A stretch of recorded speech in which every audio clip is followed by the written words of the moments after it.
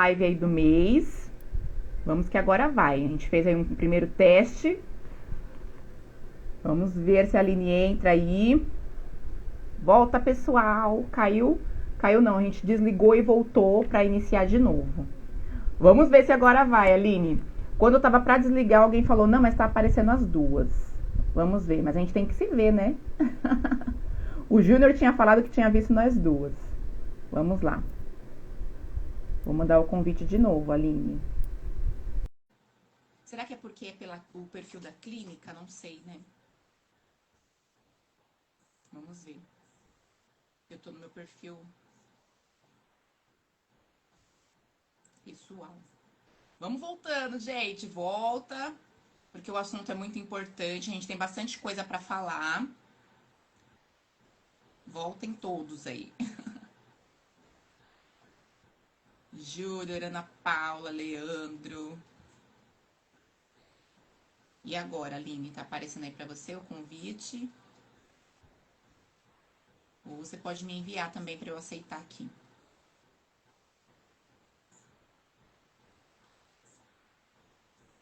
Preparem caneta, caderno.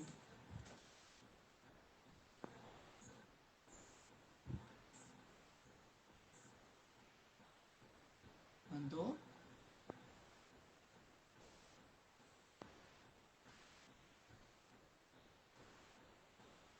Não apareceu para mim.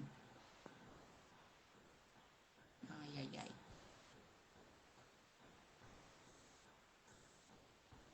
Ai. E aí, se apareceu para você o meu convite? Que apareceu agora uma mensagem: clínica não pode participar. Pode sim. É pelo perfil? Ok. Agora Ativou o eu não vídeo. te vejo ainda, mas se o pessoal estiver vendo e você quiser fazer assim, bora. Ai. Tá aparecendo aí, pessoal? Dá um feedback pra gente se tá aparecendo nós duas. Que é legal a gente se ver, né, Aline? É, pois é, né? Só tô com a voz. Eu tô te ouvindo. Vocês estão ouvindo nós duas e vendo nós duas? Mandem um feedback pra gente.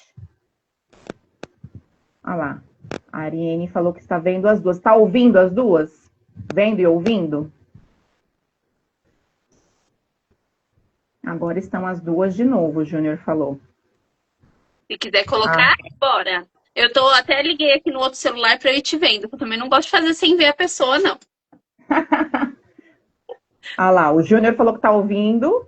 Todo mundo está vendo e ouvindo nós duas, só a gente que não está se vendo. Vamos fazer assim então, né, gente? O importante é o conteúdo também que vai ficar salvo aqui no meu perfil e no perfil da clínica também. Isso mesmo. Beleza, né? O Nelson falou também, está vendo e ouvindo. Então, bora lá. Olá, pessoal. Muito Boa noite. bem. Aline, se apresenta aí para o meu público, depois eu me apresento para o seu. Claro. Eu sou a Aline, eu sou psicóloga clínica, atuo pela TCC. Atualmente eu atendo somente crianças e adolescentes, mas eu sou criadora também da Clínica Pimpolinhos, onde a gente atende todas as faixas etárias. Então, atualmente eu foco mais nesse estudo, mas nós temos outras profissionais que atendem as outras faixas etárias.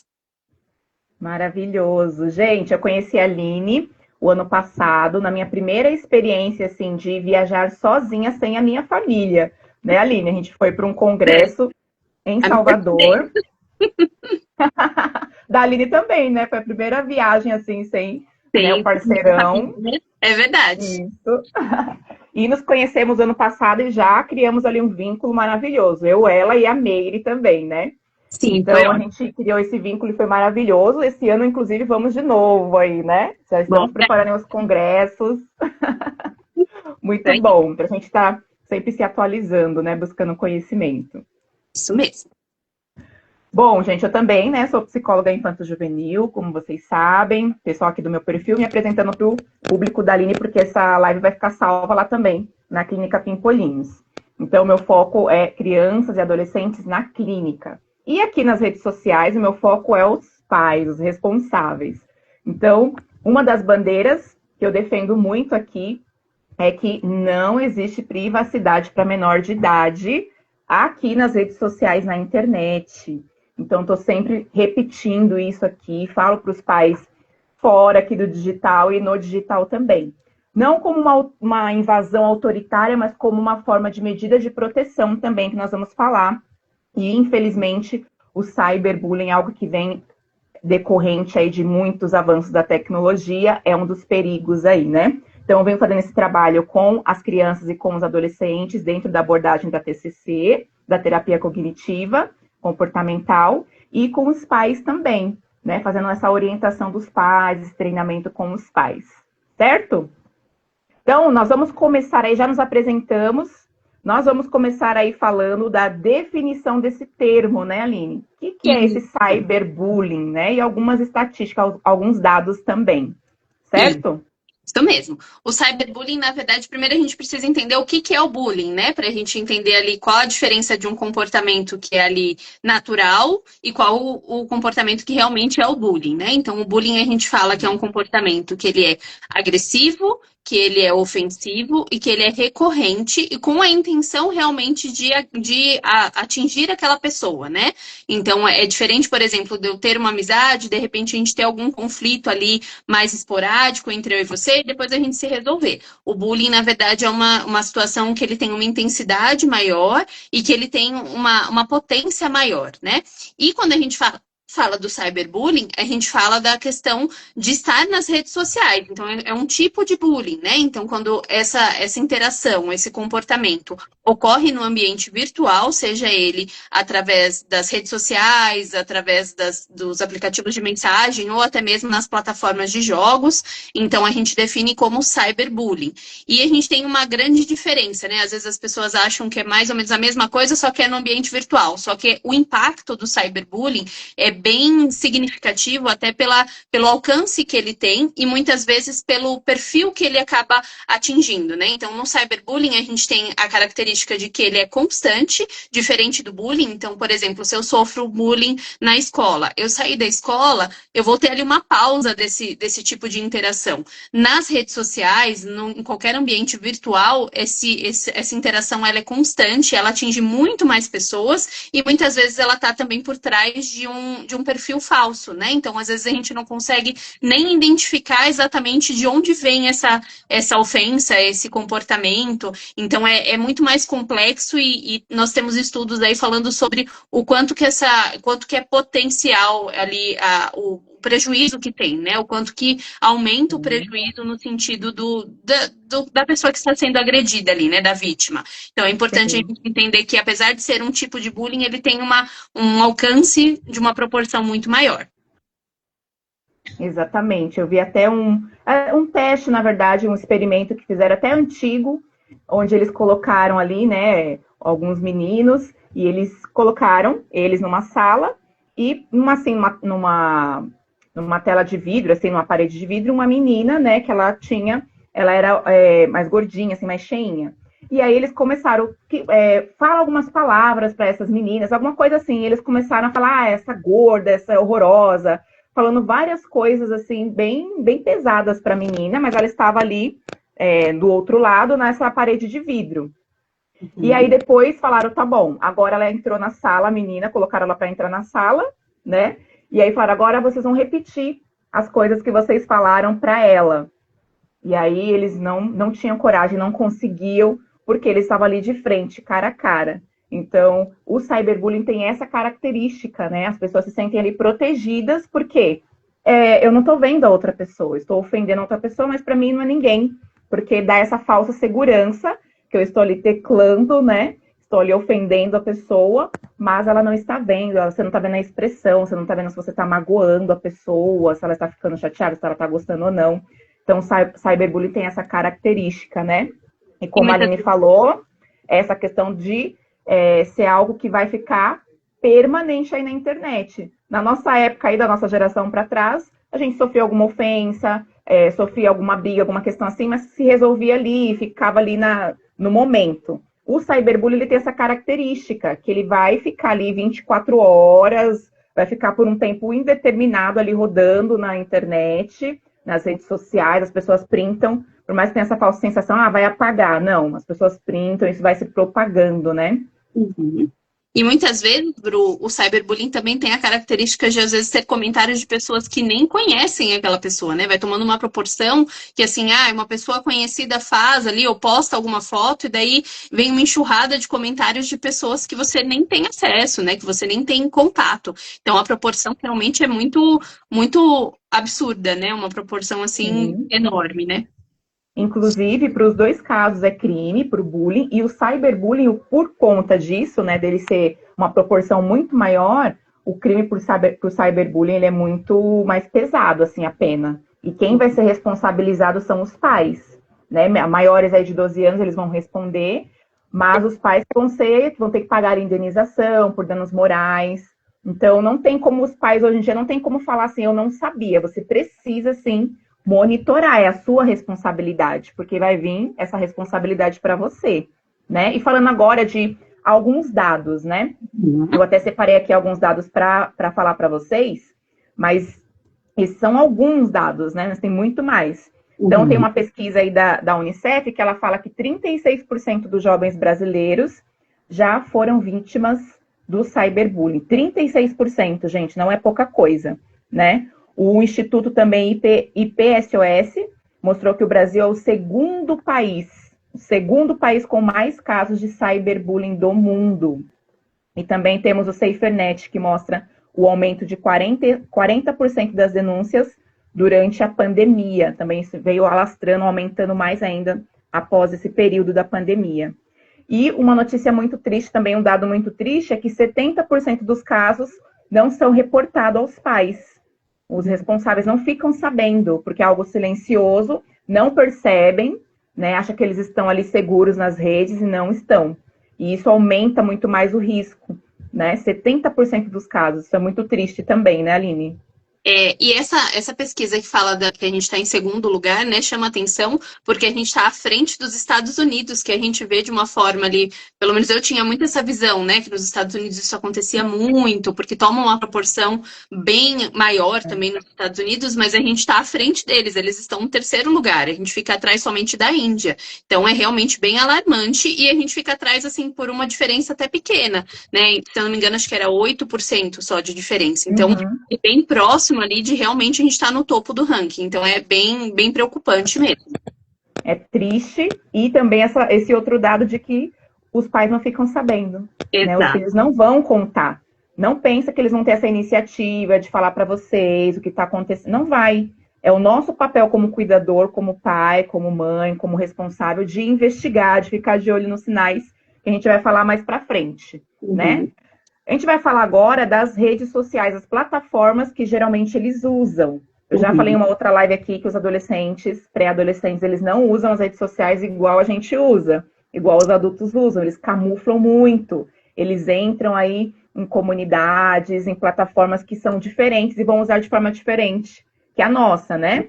Então, a gente tem aí o TikTok, né? O TikTok, que é o concorrente aqui do Instagram, não sei nem se pode falar. Então, o concorrente aqui vai derrubar a gente da live, mas é uma plataforma que eles vêm usando bastante, inclusive os adolescentes que eu atendo, eles falam bastante, quase que eles não usam aqui o Insta, né? Ou se eles usam, é bem assim camuflado, eles usam de uma forma diferente, criam um outro perfil. Pode clicar lá na bolinha do seu filho. Com umas funcionalidades diferentes, né? Porque às vezes eles me falam como eles usam o TikTok e eu nem imaginava que dava para usar daquele jeito que eles usam. Sim, é quase uma aula. Quando você atende um adolescente, eu falo, nossa, tem isso daí, né? Eles vão te ensinando várias formas de usar ali, de camuflar, né? Para que os pais não descubram, entram em comunidades também, para que eles possam ali se expressar, né? E tem ali que vai ocorrer essas agressões. Então, o TikTok é uma, né? Qual a outra aí, Aline? O Discord. Geralmente eles usam bastante. O Discord é bem conhecido deles, né? Que é o bate-papo ali dos jogos, entre aspas, né? Simplificando ali, né? Que é realmente uma plataforma que tem um acesso, assim, bem grande, bem comum entre eles, e que a gente percebe também que é onde acontecem ali a criação de algumas comunidades, é onde está até mais propenso que aconteça esse tipo de cyberbullying, né? Porque eles têm acesso, às vezes, a muitas pessoas ali que eles não têm contato pessoal, né? Por serem comunidades de jogos, enfim, às vezes entra ali com essa intenção de, joga o mesmo jogo, enfim, e daí quando eles vão ver, eles estão ali em comunidades que vão puxando outras coisas, né? Então, o Discord eu vejo que é uma plataforma que eles usam bastante, que é bem preocupante, assim, a forma como eles vão usando ali, né? O caminho que eles vão seguindo, trilhando. Sim, até nessa última série que bombou, né, da adolescência, mostra ali que aquele adolescente, ele foi aliciado, ele foi seduzido em algumas dessas comunidades, dentro do Discord, dentro do Telegram também, né? O Telegram, eu descobri esses dias aí um adolescente falando dessa questão. Eu falei, nossa, o Telegram, eu achava que era algo assim bem já antigo, que não se usava mais, mas eles usam para formar essas comunidades, né? Onde eles são ali acolhidos, são seduzidos. Então, eles vão usar essas plataformas também. Discord, TikTok,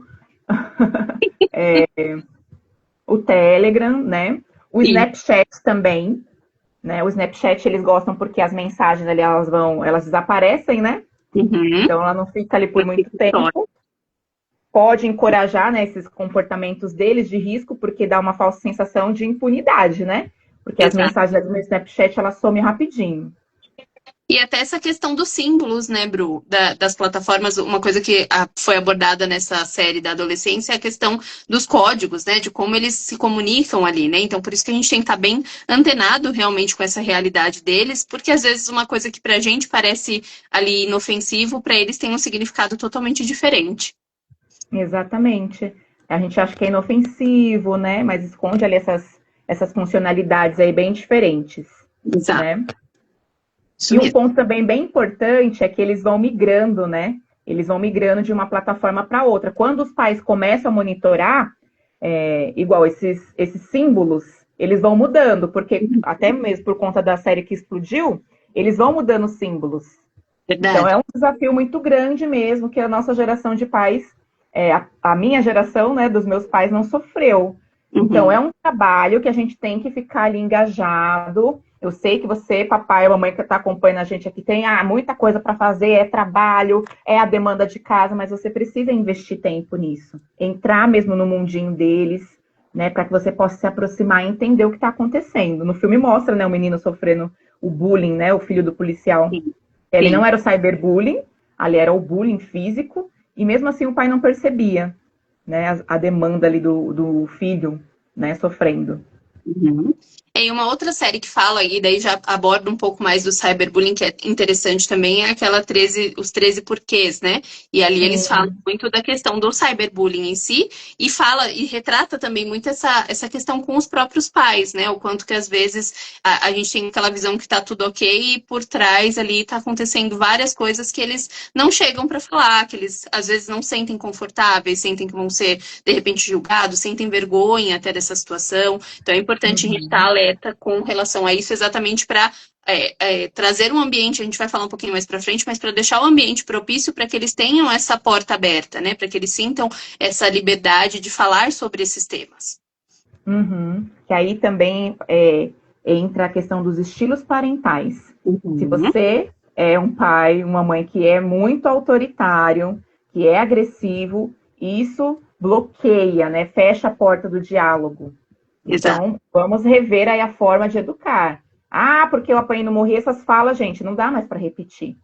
Não dá. Porque senão a gente está enfrentando desafios diferentes e a forma que você foi educado não vai funcionar para essa geração.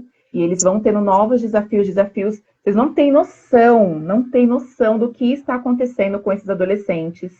Talvez até tenha, né? Porque agora está tendo bastante reportagens, está começando a despertar os pais, mostrando reportagens sobre o que acontece dentro do Discord, dentro dessas plataformas, o incentivo à violência, à automutilação. Então, a gente precisa entrar mesmo nesse mundinho deles, né? A gente vai falar mais para frente como as estratégias aí para proteger. Mas antes a gente precisa falar dos sinais, né, Aline?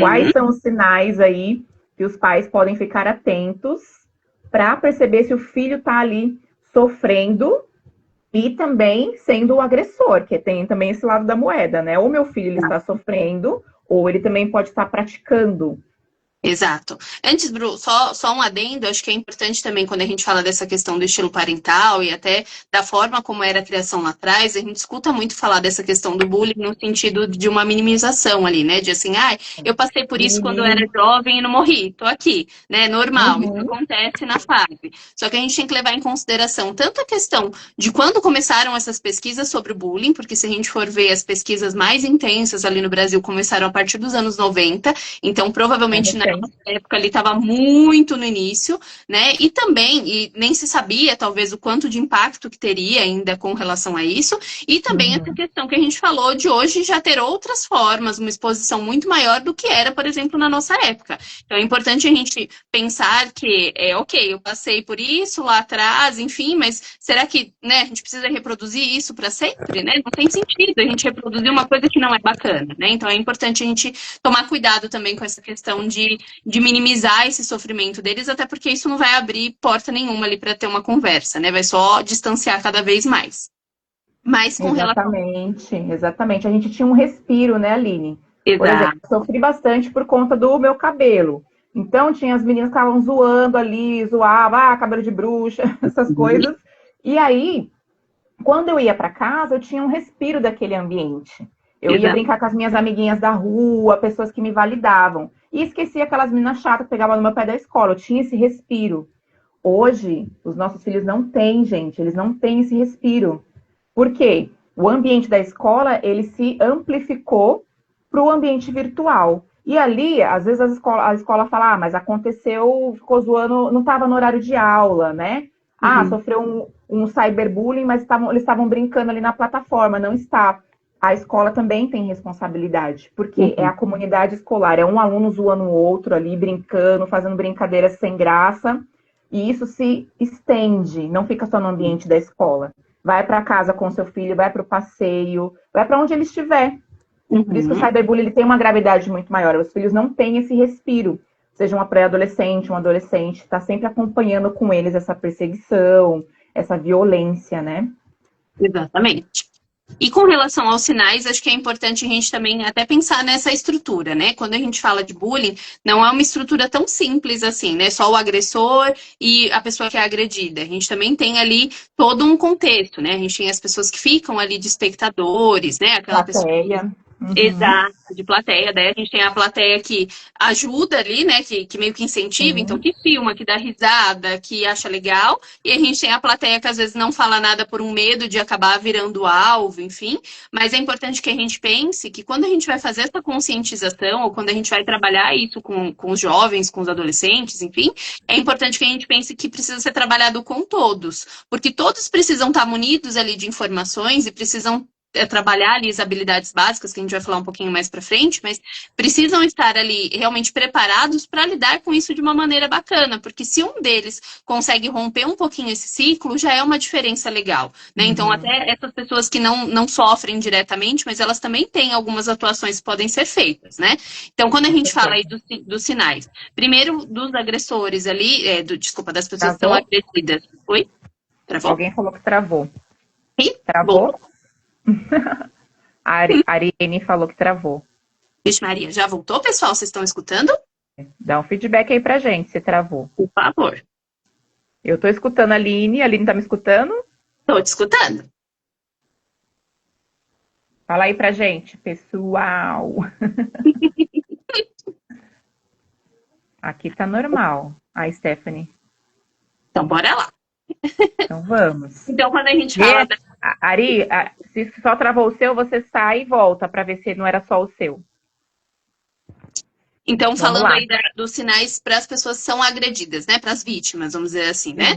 É importante a gente observar qualquer mudança brusca de comportamento, e daí falando de uma forma geral, até aqui a gente está falando de cyberbullying, de bullying, mas qualquer mudança brusca de comportamento nos seus filhos, é importante a gente dar uma determinada atenção. Então, por exemplo, é aquela criança que é toda animada, toda expansiva, enfim, e de repente vira aquela criança extremamente arisca, aquela criança que não quer ter contato com ninguém, que está mais quietinha, que fica isolada. Então, é importante a gente tomar cuidado com essas mudanças, porque é sinal, com certeza, certeza de alguma questão ali que essa criança vem passando. Principalmente se isso for uma coisa frequente, né? Se for um comportamento frequente. Então, essas mudanças são importantes serem observadas. As mudanças até no ambiente digital mesmo. Então, normalmente, quando acontece ali o cyberbullying, eles começam a ter um comportamento diferente da forma digital. Então, não quer que vê o celular, ou não quer ficar mais no celular, ou então, uma questão de não querer mais ali ir para a escola, ter uma baixa de rendimento escolar,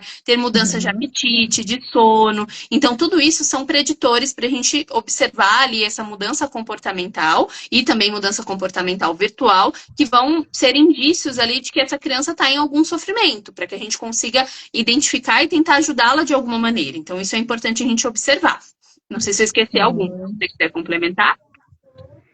Às vezes eles também podem, né, gente? Tem alguns sinais que são, assim, menos óbvios, né?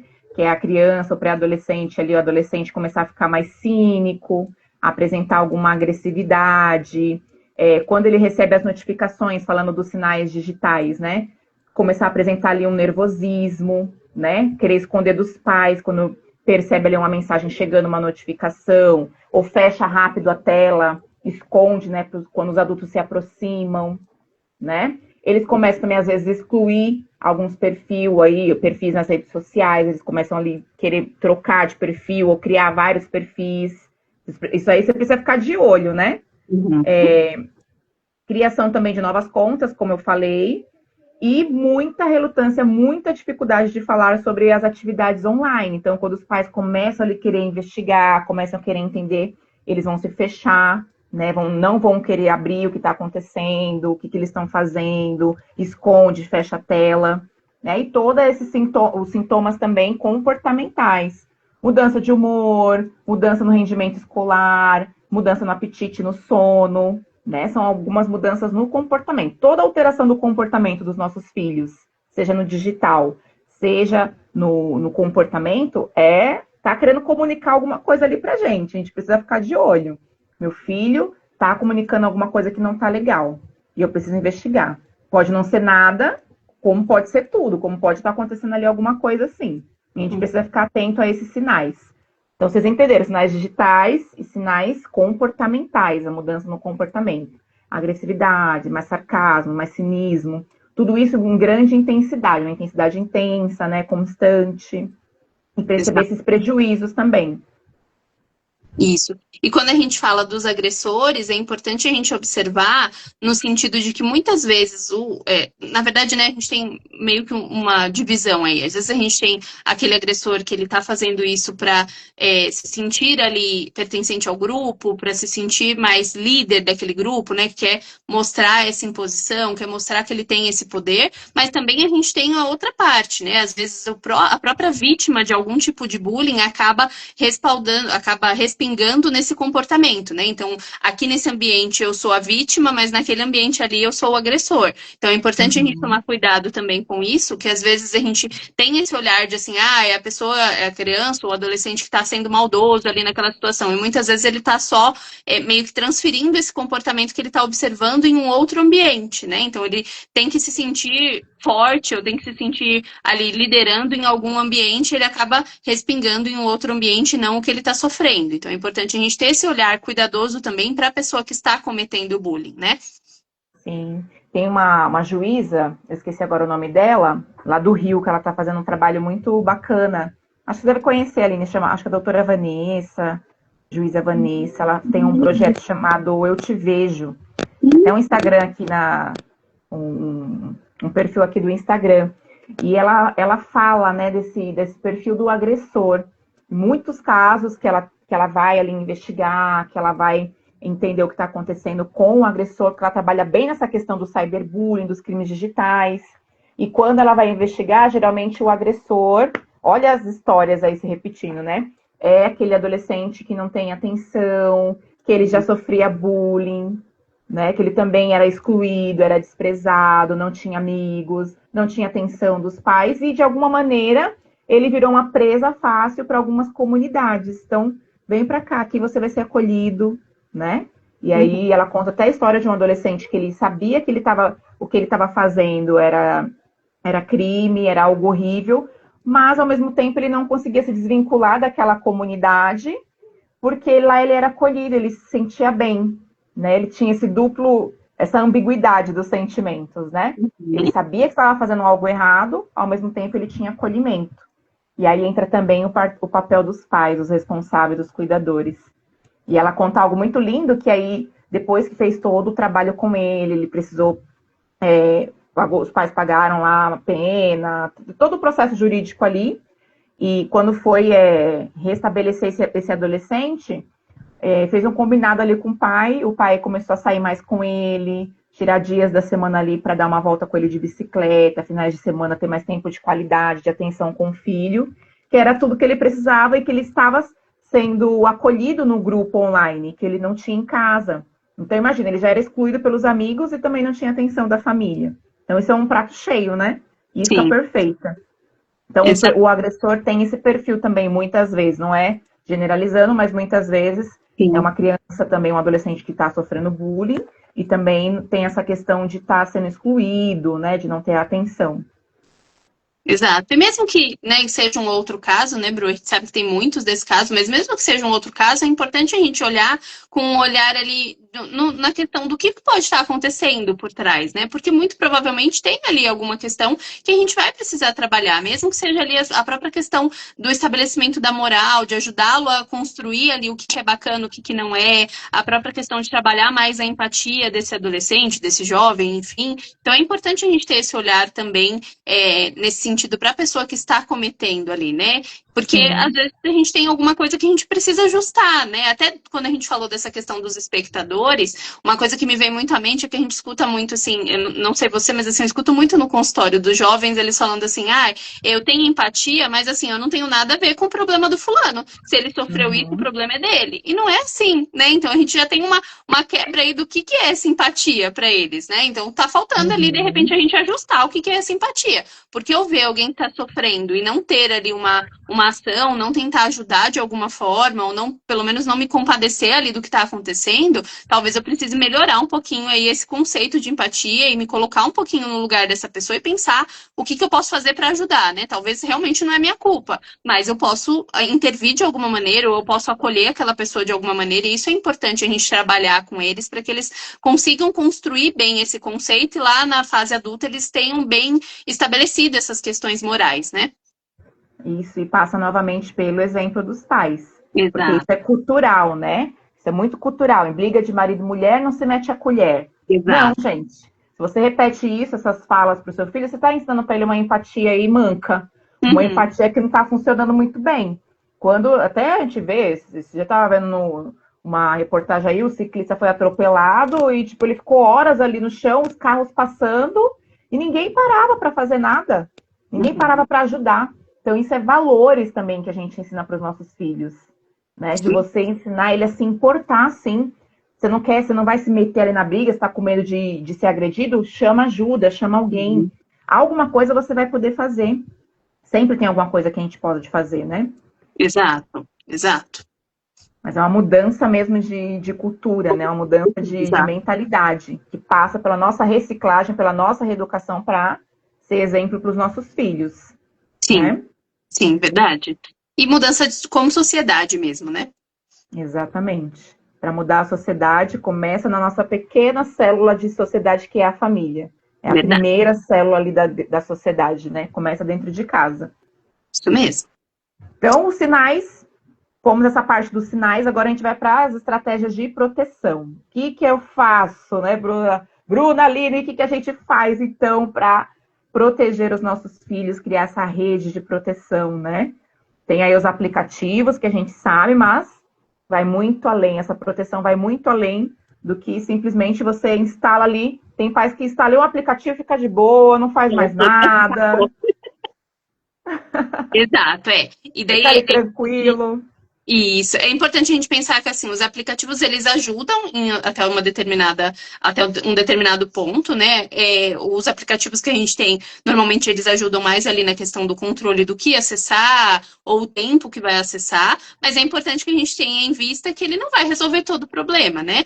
A grande questão é eu ter esse vínculo com o meu filho, eu ter essa proximidade com o meu filho, eu falar sobre esse assunto, porque muitas vezes, o que eu vejo bastante ali quando a gente faz orientação, ou até quando a gente conversa mesmo no dia a dia ali com pais, eu percebo que às vezes eles esperam que esse adolescente ou essa criança chegue neles com um tema para que eles possam conversar, e não é assim, né? A gente pode abordar esse tema, inclusive a gente tem que abordar esses temas, né? Então, é importante que a gente tenha esse canal aberto para que a gente possa falar com essa criança sobre essa questão, para que a gente possa abrir ali o que falar sobre, explicar, fazer a educação digital dessa criança, o que é bacana, o que não é bacana, né? Como que ela reage quando acontece alguma coisa assim, que é exatamente isso que a gente falou, mesmo que não está acontecendo comigo, como que eu posso reagir naquela situação. Então, acho que o ponto-chave ali da gente evitar é a proximidade, é o vínculo que a gente vai ter com esse adolescente, com esse jovem, para que a gente consiga acompanhar o que está acontecendo,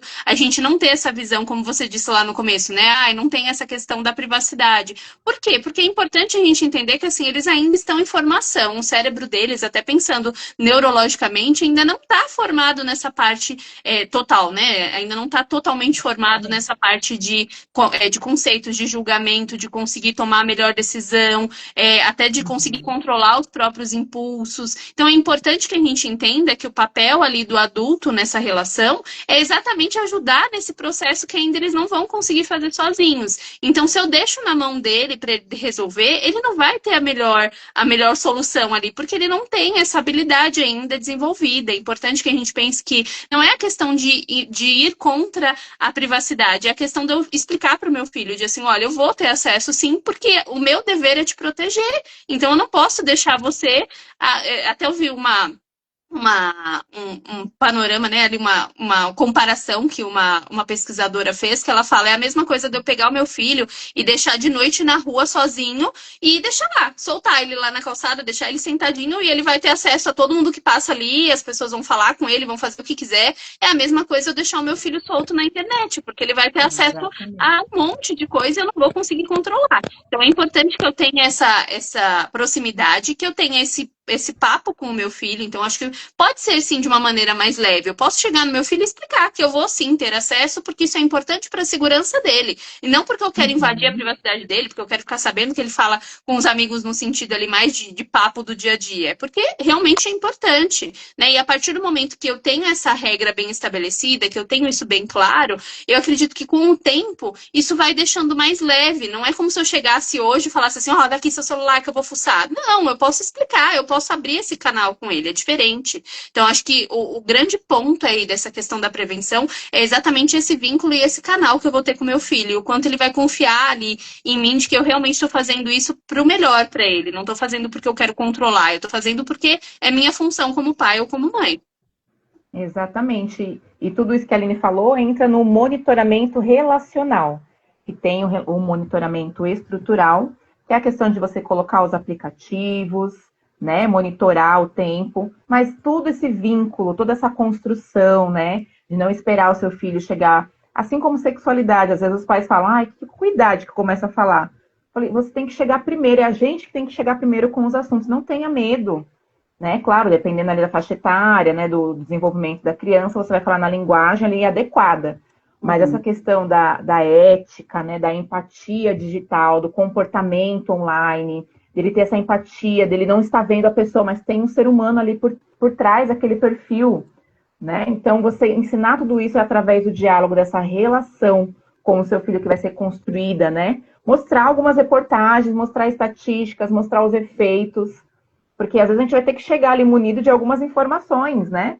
Para que eles possam colaborar e entender o porquê daquela regra, daquele combinado, daquela proteção. E assim, gente, vai ter protesto, vai ter cara feia, eles vão reclamar, mas você tem que se manter firme ali na sua postura, né? Porque você, como pai, como líder da sua casa, como responsável, você sabe o que você está fazendo, você sabe o que é o melhor para o seu filho e que isso é por amor, é por proteção. E eles vão reclamar, vão fazer os protestos deles, como eu falo, faz parte. Mas depois eles vão entendendo, né? Então, esse monitoramento relacional. E o monitoramento estrutural, que aí a gente vai colocar lá os limites, né? Precisa ter os limites do amor, que eu falo aqui, Aline, eu falo os limites do amor. O amor tem limites, sim, né? Exato. Não é sem limites. Tem limites, vai ter que colocar lá, fazer os combinados, vai ter que ter a senha, sim, eu preciso ter as senhas, as contas, tudo eu preciso ter acesso. Verificar aí os históricos também de navegação, né? Porque eles escondem, precisa entender ali esses históricos onde eles estão fuçando. Eu sempre falo aqui na minha casa para minha filha, minha só tem 8 anos, né? Volume alto, que às vezes eu estou em outro cômodo, eu preciso ouvir o que você está fazendo, o que você está acessando. Então, nada de fone, não. Deixar ali os dispositivos em áreas comuns, né? Principalmente durante a noite. À noite seria o ideal nem ter celular, né? Exato. Todo mundo dá o celular, vai ficar nessa caixa. E aí os pais entram como exemplo também, né? Não adianta você falar para o seu filho não tem o celular e você ficar lá. Então, até determinado horário, todo mundo com o celular aqui guardadinho. Porque às vezes eles vão entrar à noite, você tá lá roncando, desmaiado, e eles vão entrar. Então você precisa trancar esse celular em algum lugar, fazer um combinado e usar nas áreas comuns. Eu sou contra, assim, Aline, de ter, né? Os pais às vezes dão cadeira gamer, faz todo esse espaço, assim, no quarto dos filhos. Não, é importante se você não tiver, né, uma estrutura ali, mas ser um lugar comum, onde todo mundo possa ver, né? Onde todo mundo possa ouvir o que está sendo acessado. Porque isso limita bastante também toda essa violência, essa agressão que eles são expostos, né, diariamente. Você tem acesso, né, Bru? Mesmo que seja ali, de repente, não tem como ser ali no ambiente comum, mas num lugar que você vai ter acesso, né? Por exemplo, no quarto. Eu não acho, né, bacana ali aquela pessoa que, assim, a gente sabe que eles vão exigir um pouquinho mais, exigir no sentido de maturidade mesmo. Eles vão querer um pouquinho mais de intimidade, enfim. Mas quando a gente fala de internet, é importante a gente entender que dar essa intimidade na internet é basicamente a gente tá dando ali uma ferramenta que pode acarretar em vários problemas ali pro meu filho, né? Então, eu posso, sim, é óbvio que ele vai entrar ali na adolescência, a gente vai ter algumas coisas que a gente vai dando um pouquinho mais de autonomia, um pouquinho mais de intimidade, mas da internet é importante a gente entender que talvez não seja o melhor cenário a gente dar tanta essa abertura. Então, assim, tá no quarto, ok, mas de repente é o único lugar que tem, mas ok, mas eu vou ter que ter acesso a esse quarto, né? Não é uma coisa que vai ficar trancado, ninguém vai acessar, ou ele vai usar ali de madrugada, enfim. Então tem que estar muito claro isso, né? Tem que estar muito alinhadinho ali.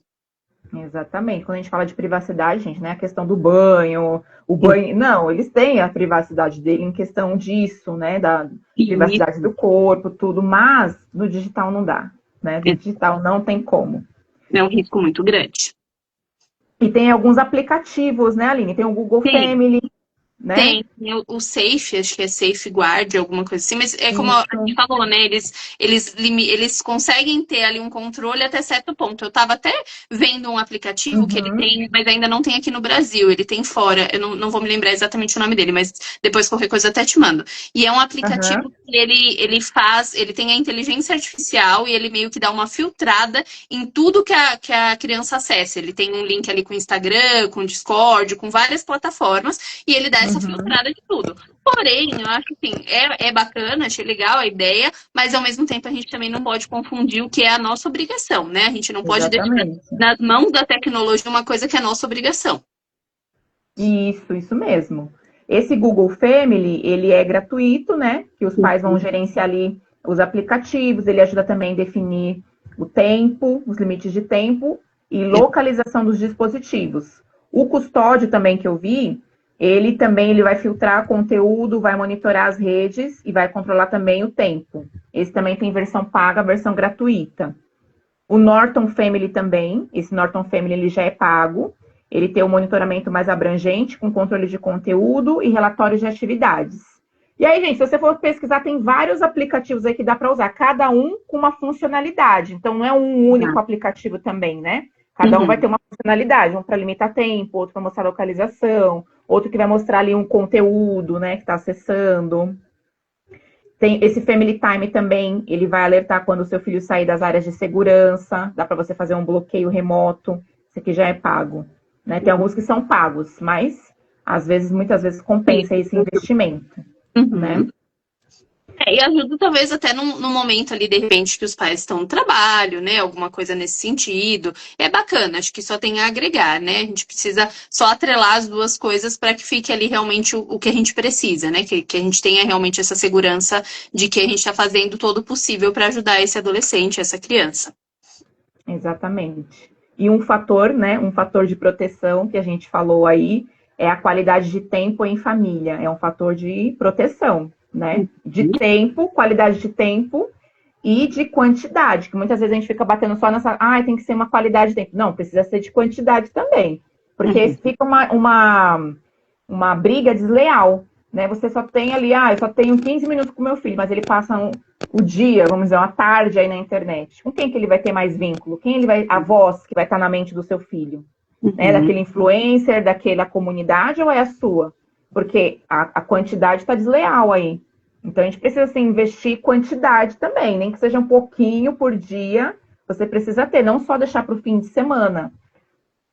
Exato. E até quem ele vai querer procurar nos momentos ali que ele precisa de ajuda, né? Se a gente não consegue manter ali um vínculo bem bacana, ele vai procurar exatamente na internet, nos amigos virtuais, enfim. E daí a gente tem um risco grande, né? A gente sabe que nem todo mundo vai ter essa boa intenção de ajudar, de dar um conselho bacana, de realmente querer ali o bem daquela criança, daquele adolescente. Então é importante a gente ter essa proximidade, esse tempo para ele ver que você é uma pessoa presente, né? Que você é uma pessoa, você é o ponto-chave ali, a pessoa que realmente ele confia. Então é importante isso. Até quando a gente falou dessa questão de conversar sobre o assunto, é bacana também a gente entrar um pouquinho no universo deles para conseguir abordar esses assuntos. Então, assim, de repente uma série, uma música que fale sobre o tema. Com as crianças, a gente tem filmes infantis que falam do bullying. Então é importante, de repente, a gente entrar aí no que eles realmente se interessam, né? Eu sei que às vezes são coisas assim que a gente olha e fala assim, meu Deus, mas é tão diferente do que eu gosto, enfim, mas é nosso papel também, da gente conseguir entrar um pouquinho nesse mundo deles, para conseguir falar com eles ali, para que eles entendam e para que eles acolham aquilo que a gente está falando. Porque é diferente de eu falar ali só dando um sermão e de eu falar, de repente, de a gente assistir uma série junto e a gente comentar sobre aquilo, né? Olha, você viu essa série aqui, esse episódio, né? O que você achou? O que você acha que a gente poderia fazer nesse caso, né? Se acontecesse, já aconteceu, já presenciou. É muito diferente da gente só ir lá e dar o sermãozão lá, que ele nem vai escutar, vai começar e ele vai pro mundo imaginário aí, nem vai escutar o que a gente está falando. Exatamente. Então, a gente tá colocando aqui algumas estratégias práticas para vocês. A Aline colocou aí de ver filmes juntos, de jogar juntos, entrar no mundinho deles.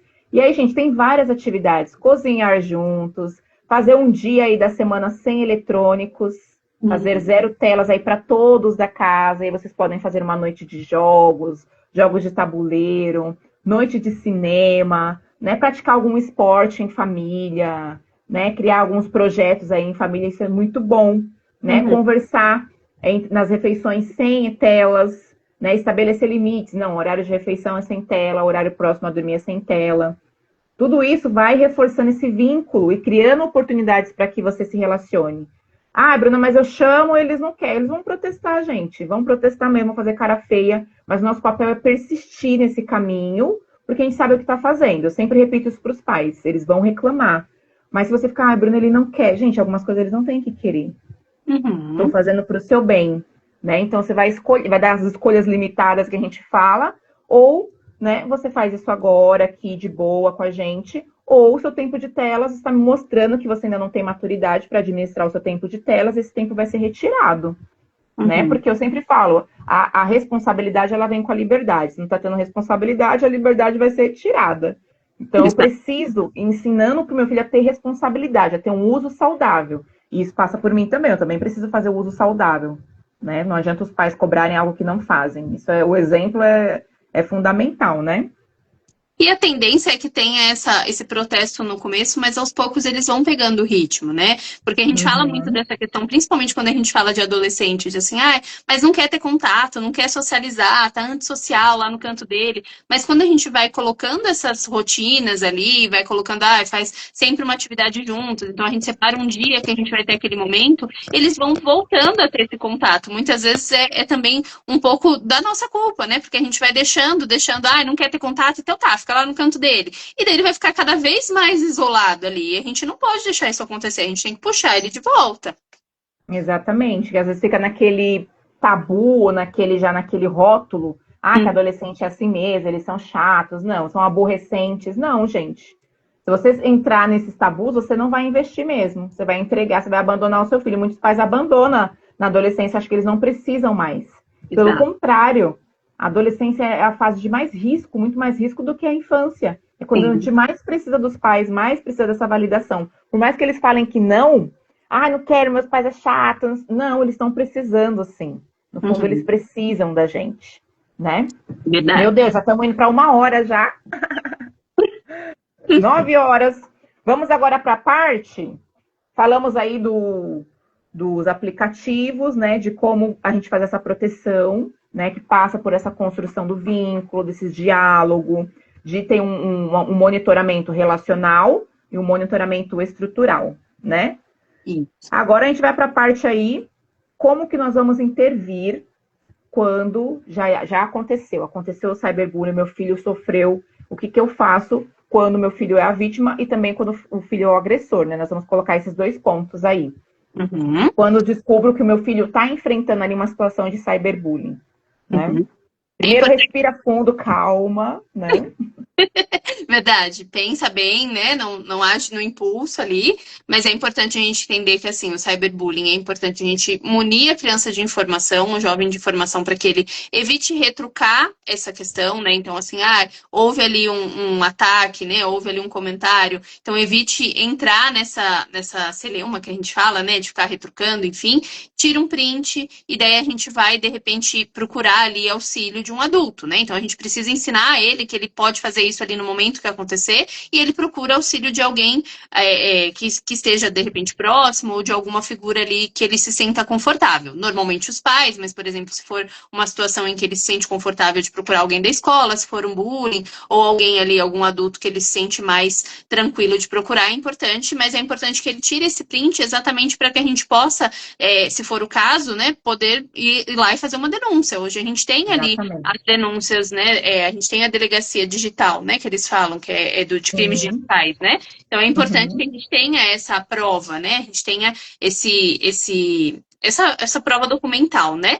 Então a gente precisa sempre informar eles a respeito disso e também auxiliar no sentido do pós, né? Porque isso a gente está falando das atitudes que a gente vai ter ali no sentido de culpabilizar, de conseguir responsabilizar a pessoa que fez isso, enfim. Mas a gente precisa pensar também na parte emocional desse adolescente, desse jovem. Então é importante que a gente atente ali se é necessário um acompanhamento, que a gente atente ali o quanto que isso impactou ali no dia a dia dele, né? O quanto que ele se sentiu ali realmente impactado com relação a isso, porque nada disso é uma receita pronta, né? De repente uma coisa que acontece comigo eu posso lidar de uma maneira ok, e de repente com a outra pessoa acontece a mesma coisa e a pessoa fica totalmente desestabilizada. Então é importante a gente também entender isso e não julgar, né? De assim, mas foi uma coisa tão boba, para com isso. Não, para aquela pessoa não foi tão bobo, né? Para aquela pessoa realmente impactou ela de alguma maneira. Então é importante a gente ter esse cuidado também no sentido de procurar auxílio, se for o caso, para essa pessoa que foi vítima ali e conseguir, de repente,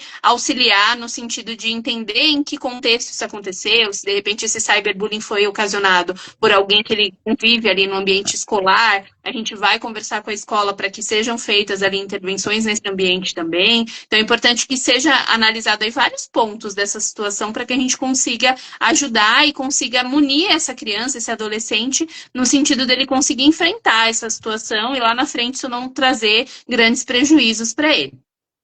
Exatamente. Todo esse suporte emocional é importante, dependendo da gravidade, né? Vai ter que fazer aí boletim de ocorrência. Tem toda uma lei, né? Igual eu falei para vocês mais no comecinho, a lei contra o cyberbullying ela é ainda mais grave do que o bullying, né? Por conta de toda a gravidade do tempo que aquilo vai ficar sendo exposto, repetido, diário, por muito tempo aqui nas redes. Então, tem toda uma lei que ampara, sim, e que a gente pode buscar esse apoio jurídico e o apoio psicológico para quem for o agressor, para quem for a vítima, né? Exato. O agressor também. O agressor vai precisar aí de ter esse diálogo, de monitoramento dos pais, entender as motivações por trás, né? Combinar aí com esses pais de promover ainda mais de perto esse monitoramento. O agressor vai precisar saber o que está acontecendo, quais são as plataformas que ele está entrando, né? Do agressor. E até, de repente, a gente dá uma intensificada nesse sentido de conseguir conscientizá-lo ali de toda a proporção que esse caso toma, né? Do quanto pode prejudicar outra pessoa, né? Porque às vezes eles vão muito no impulso ali, né? Não falando de pessoas que fazem isso ali com frequência, né? Mas às vezes pode acontecer de ser muito ali no calor da emoção, falar alguma coisa e daí tomar uma proporção imensa e esse adolescente nem parar para pensar no quanto de impacto ele está causando ali para as outras pessoas. Então é importante a gente tomar cuidado com isso também para auxiliá-lo nesse sentido e poder ajudar a ajustar aí algumas questões que de repente para ele não faziam sentido ali naquele momento, né? Ele não parou para pensar, não parou para analisar, porque a gente fala que o adolescente ele tem aí ainda uma quebra nessa parte moral, ele ainda está construindo essa parte moral. Então é importante que a gente dê uma atenção para isso para ajudá-lo nesse sentido. Sim, muitas vezes vai ter que ajudar esse adolescente a fazer uma reparação. Exato. Sim, porque existe uma consequência, todo ato tem uma consequência que ele vai ter que colher e muitas vezes vai ter que passar aí por reparação. Exato. Ir lá, né, reparar o que ele fez, buscar uma ajuda profissional para esse adolescente também, para esse pré-adolescente que pode também estar em sofrimento, né, porque todo comportamento, como nós falamos aqui, tem uma comunicação, tem algo que está acontecendo ali que está disfuncional. Então esse adolescente também precisa de ajuda e vai ter que colher algumas consequências aí. Às vezes a família vai ter que indenizar, dependendo da gravidade, colher todas essas consequências, né? Exato, exatamente. E é importante também a gente ressaltar, não lembro se tá mais pra frente, Bru, mas vou acabar já puxando. A gente ressaltar os impactos que tem psicológicos a respeito disso, né? Então, ali a pessoa que passa por isso, ela tem uma proporção maior a desenvolver ali transtornos de ansiedade, síndrome de pânico, Pressão, até a própria né? da depressão, e isso, a própria questão dos comportamentos autolesivos, em casos mais graves, pode ocasionar também tentativas suicidas. É importante a gente tomar, e até quando a gente conscientizar ali os nossos filhos, a gente ressaltar todos esses impactos que podem acontecer por uma coisa que às vezes eles acham que é só uma brincadeira, é só um comentário, é só uma brincadeira. Não, pode impactar e muito a vida da outra pessoa. Sim, e os pais vão ter que pagar por isso. Quem vai pagar é os pais. Os pais vão ter que arcar aí com a indenização, com todos os danos que esse adolescente está causando ali. Esse adolescente, esse pré-adolescente. Algo muito importante que a gente falou, quando a gente estava falando ali das plataformas, o WhatsApp também. Grupos de escola de WhatsApp. Fiquem de olho nisso. Tem vários casos de adolescentes que sofrem bullying, sofrem agressão dentro dos grupinhos de condomínio, de escola. Então, fiquem de olho. Vocês precisam entrar, né? Se já deu o celular, eu sou contra, Aline. Eu sou contra, já falo para os pais. Eu sou contra dar celular para criança. Muito novinho, né? Porque eles não têm muito essa noção, né? Não sabe lidar. Abaixo de 13 anos, para mim, não tinha que dar. Mas já que deu, é um trabalho a mais. Pai, você já não tem trabalho, né, papai, né, mamãe? Deu o celular, é mais um trabalho, sim, que você vai ter que monitorar. Vai ter que fazer tudo isso que a gente falou aqui. De monitorar, de entrar, de ficar de olho nos grupos. Eles podem estar sofrendo também nesses grupos de WhatsApp. Gente, estamos quase finalizando. Se vocês tiverem dúvidas, mandem aqui as dúvidas, que a gente vai responder algumas dúvidas que geralmente as pessoas mandam, aí os pais falam, né? Enquanto isso, se vocês tiverem mais alguma dúvida, vocês mandem aqui. Então, vamos para a parte de dúvidas. Pode falar, Aline.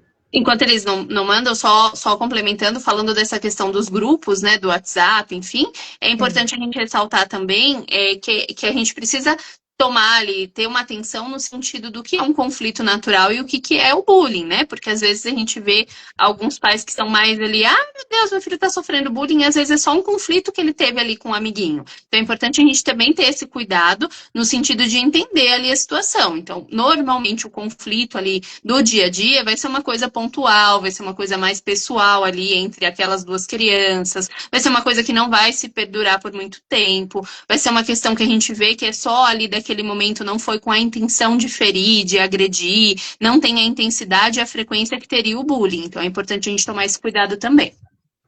Sim, ver sempre a intensidade, a recorrência, a frequência, diferenciar, porque a gente também tem que treinar os nossos filhos a ter autonomia para resolver conflitos, resoluções de problemas que a gente chama, né?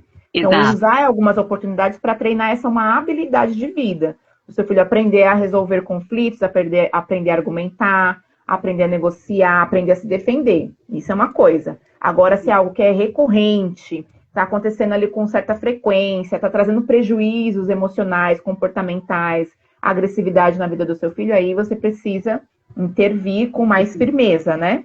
Exato, exatamente. Então, vamos para algumas dúvidas aqui, tá? Cadê? Aqui. A partir de que idade eu devo permitir que o meu filho tenha redes sociais? Acho que eu já até respondi, né, gente? Foi. A gente não tem uma regra em específico, né? Mas normalmente a gente fala, eu concordo com você, Bruno, dessa questão de 13 para frente, porque é o momento em que a maturidade cerebral também permite que eles tenham mais noção ali do que está acontecendo, tenham essa questão da solução de problemas, que normalmente nas primeiras infâncias, ali, primeira e segunda infância, a criança não tem muito essa noção ainda, ela não tem muito esse controle inibitório. Então é importante que ela também tenha uma maturidade cerebral para conseguir lidar com essa questão do celular. Não é só a gente dar o celular e acreditar que ela, né, apesar de hoje a gente ver e falar assim, mas hoje eles são digitais, eles já nascem sabendo mexer na internet. Mas não é bem assim, né? Então a gente precisa tomar esse cuidado. Eu acho que realmente a partir aí da adolescência que é mais indicado que eles tenham. Exatamente, né? Se você for ver dentro das próprias plataformas, a indicação é de 13 anos para cima, né? Tá. Porém, a 13 anos, né, a idade mínima, né, não significa que o seu filho já esteja pronto, né? Já esteja maduro. 13 anos já vou dar. 13 anos já vou entregar ali a rede social. Não. Muitas vezes fez 13 anos e ainda é imaturo, não sabe filtrar, né? Então, não é porque fez 13 anos que já pode entregar também, não, né? Tem que ver a maturidade emocional para isso também. Exato. Capacidade de julgamento, de compreensão aqui nas redes, né? Exato. Mas se você permitir, se você entregou já, vai ter que fazer um monitoramento muito mais frequente, muito mais intenso. A outra pergunta, meu filho vai me odiar se eu monitorar o celular dele? Os pais têm um medo, né? Eu vou perder o amor do meu filho, eu vou traumatizá-lo. Não, na verdade, acho que colocar limites também é mostrar amor, né? Então é importante que a gente entenda que é como você disse, Bru, eles vão ter ali a resistência, é óbvio que eles vão ter a resistência, mas isso não quer dizer que eles vão odiar, e a forma que a gente vai comunicar também, a forma como a gente vai passar isso para esse adolescente, né? É como você disse dos modelos parentais, se eu for uma pessoa extremamente autoritária e ir lá e falar, pronto, é isso, acabou, talvez eu gerar ali um conflito muito maior do que se eu for uma pessoa ali que eu vou chegar, vou conversar, vou explicar, vou colocar os limites de uma maneira saudável e não ali impondo e falando que eu sou a regra e pronto, acabou, né? Então é importante a gente entender que os limites, eles não fazem com que eles odeiem. Talvez naquele momento eles vão ficar um pouquinho irritados, mas isso não quer dizer que eles vão deixar de amar os pais. Longe disso. Exatamente. Então fiquem seguros, tá? O seu filho não vai deixar de te amar, não vai te odiar, porque você está colocando o limite do amor. Não tenha medo de colocar os limites, né? E no estilo parental, que a gente chama de um estilo parental, que ele é assertivo, que ele é respeitoso, que ele é equilibrado, tudo é forma como você vai revestir essas regras e esses combinados. Você vai revestir essas regras e combinados cheio de amor, sem alterar, sem gritar, né? Sem se estressar. Se você ficou muito nervoso na hora ali de um embate, dá uma respirada, se acalma e volta lá e coloca e repete o combinado e a regra e seja firme nisso. Né? Porque o seu filho depois... Várias vezes eu vou falar com a minha filha alguma coisa, ela reclama, faz cara feia, mas depois passa um tempo, aquela raiva, aquela emoção se dá uma apaziguada e ela vem... Entendi, mãe. Você quer pro meu bem, depois eles vão entender, né? Devo conhecer as senhas do meu filho adolescente? Eu devo conhecer as senhas dele? Questão da privacidade, de novo. Por favor. Deve, né, Aline? Deve. Com certeza, né? É importante. Pelo amor de Deus. Você conseguir acompanhar, né? Senão vai ficar um pouco mais difícil.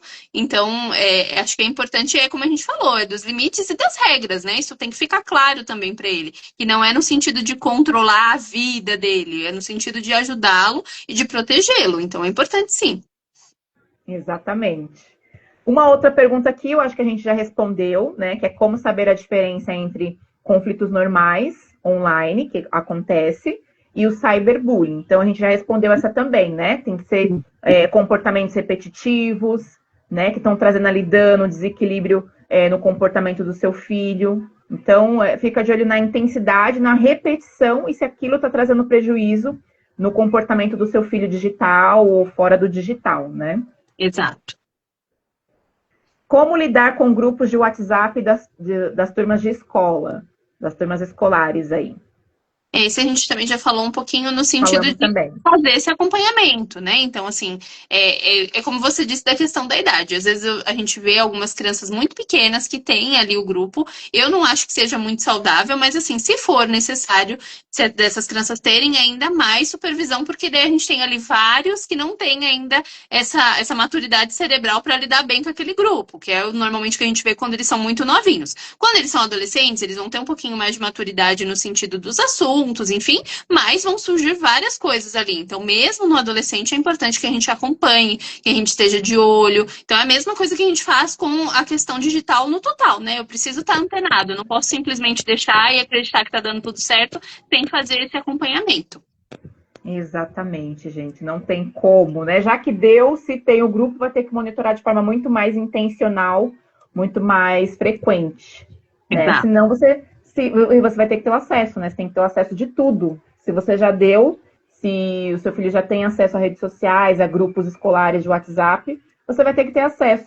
E essas conversas vão ter que ser mostradas aí frequentemente para você, com regularidade. Você vai ter que ver o que eles estão conversando, né? Recentemente, uma paciente minha sofreu muita agressão, sofreu cyberbullying dentro de um grupo escolar. Um grupo ali inocente, que era só para fazer trabalho, mas começou a tomar uma proporção, né? Começaram a excluir, fazer várias brincadeirinhas e começou ela a ter esses prejuízos de nem querer mais para a escola, de se sentir mesmo excluída ali no grupo e tudo no digital. Começou no digital.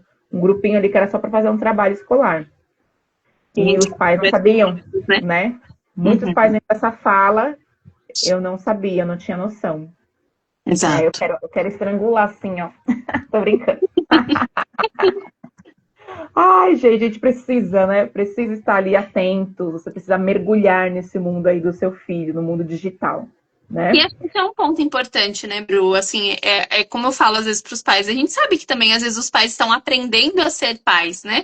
Então é importante que, assim, que eu procure ajuda, que eu procure informação e até a própria questão da vulnerabilidade, que nem você falou agora há pouco. Às vezes a gente tá ali falando e daí a gente perde as estribeiras, não tem problema nenhum seu filho ver que você também sente raiva e que você sabe se regular, né? Porque daí ele vai aprender que assim tá tudo bem, não tem problema sentir raiva, você só precisa se regular para não sair falando tudo para todo mundo e acabar magoando os outros. Então, eu mostrar vulnerabilidade para o meu filho também não é um problema. O problema é se eu deixo ali a questão de ser extremamente passiva, né? Deixo sem regra nenhuma, tudo é vulnerabilidade, então tudo tem que ter um equilíbrio ali. E a gente sabe que os pais, eles muitas vezes estão aprendendo a chegar nesse equilíbrio. É natural que venha essa confusão. Mas quanto mais informação, quanto mais ali acesso ao que realmente está acontecendo, quanto mais você vai atrás ali dessas informações, mais seguro você vai ficando para que esse seu processo ali de paternidade, maternidade seja mais leve, mais tranquilo e com mais respaldo até científico.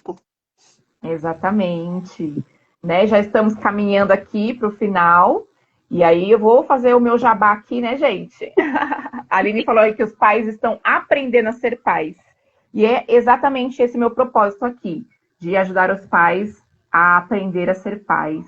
Sim, nós precisamos nos reeducar, nós precisamos aprender muita coisa.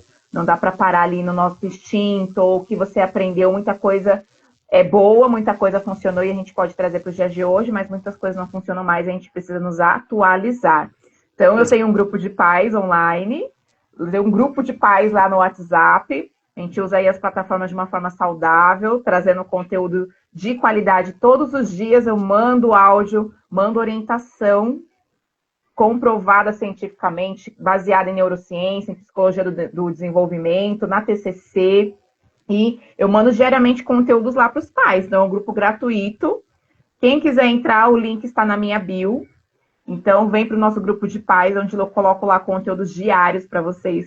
Que aí não tem mais desculpa, né? Para falar, eu não sei como é que eu falo, não sei como é que eu resolvo esse conflito. Então, bora lá. Uma oportunidade, né? Não dá para perder. Exatamente. E outra coisa, gente. A Aline, ela tem uma clínica maravilhosa, que eu vou fazer o jabá da Aline já também, né?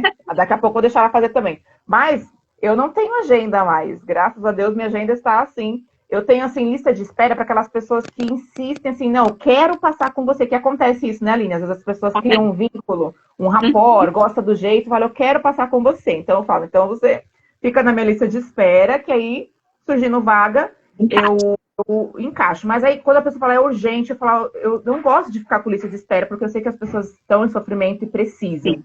Sim. Então, eu sempre indico, olha, eu tenho a clínica da minha amiga, eu já mando logo tudo lá para a Clínica Pimpolinhos, que são profissionais maravilhosas, a Aline e outras colegas PCs lá. A Aline sabe, eu vou encaminhando para ela. Eu falo, olha, você não precisa ficar esperando, é maravilhosa também, profissional competente, TCC também, vai lá, você vai gostar.